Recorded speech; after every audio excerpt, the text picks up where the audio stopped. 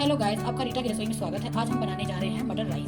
उसके लिए चाहिए हमें चावल 2 कटोरी, मटर, जीरा 2 तेजपत्ता, नमक स्वाद अनुसार और तड़के के लिए तेल।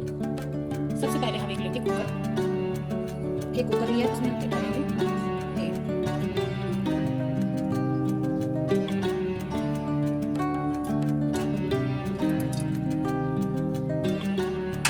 तेल को हम होने देंगे गरम। तेल हमारा गर्म हो चुका है। अब इसमें हम डालेंगे जीरा और तेजपत्ता। इसको तड़का देंगे। इसको डालेंगे हम चावल वॉश किए हुए।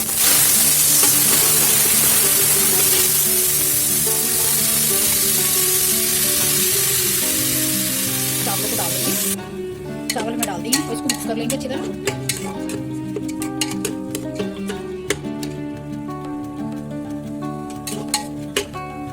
इसमें डालेंगे हम मटर और नमक हम आधी चम्मच डाल देंगे और मिक्स कर लेंगे। 2 कटोरी चावल थे तो हमने 4 कटोरी हमने पानी लेना। अच्छी तरह मिक्स कर लिया। अब इसमें हम डालेंगे पानी। 4 कटोरी पानी लिया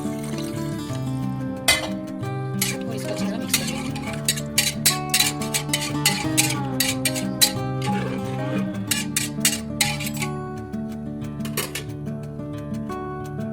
कुकर हम बंद कर देंगे। कुकर हमने बंद कर दिया है और 2 सीटी और लगने तक इसको